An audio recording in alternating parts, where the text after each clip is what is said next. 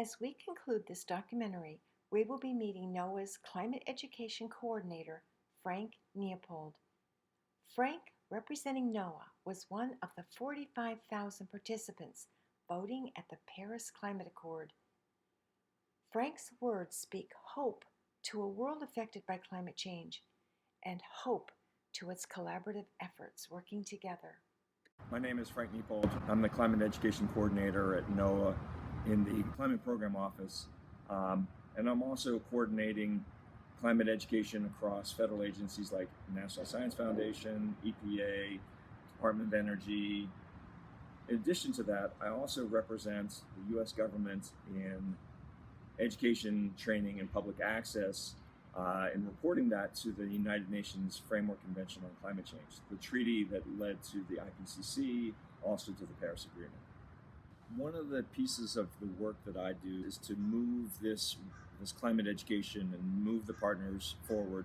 Back in 2013, when we were working with President Obama and his administration, they had released the Climate Action Plan for how the U.S. government would address climate change and solve the underlying challenges that we have as a nation.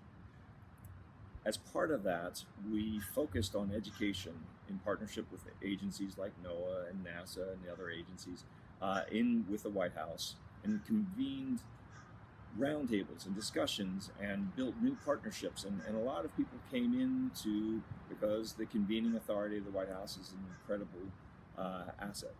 As a function of that, the build-up to the Paris Agreement development at COP21 in Paris in 2015 became a focus. A group of us put forth initiatives to highlight and extend that partnership and development and at Paris, at the Paris Agreement. In addition to that, also I was as part of the delegation, the civil servant, the youth and education delegate for the United States government in Paris in COP21. So what you got to see there were the young leaders, people that weren't the young activists on the stage, but thousands of young students who had chosen, independent of all of us, to focus on becoming the next financier, manager for this, or the communications for that, or an economist or a social scientist trying to help communities in rural communities deal with sea level rise. And you would just get to meet them on the trains and the buses and all over where we were convening, and you got to see the results of what education can do. But the most important thing there, I found, was that the youth were pushing education to serve what they saw as a critical need going forward, as opposed to what we were calling for. So we're really responding to their requests and expertise to invest in them so that they can continue to carry on the work that we were committing to in Paris. So, as we were talking before about Paris and the Paris Agreement, one of the reasons why it is such a critically important meeting and conference and agreement was that before Paris, 20 years of the Conference of Parties and the UN treaty process really couldn't come up with an agreement. And then we came up with a new way that countries could work together on this issue. It says every form of humanity, whatever grouping you want to use, could agree to the same goal. So when you were there were 45,000 people all working collaboratively together across those 2 weeks. But you felt hope. You felt the possibility that humanity would come together and really take this issue forward and find, out of ingenuity and creativity, a way to solve this issue. The task before us actually isn't really about nations anymore.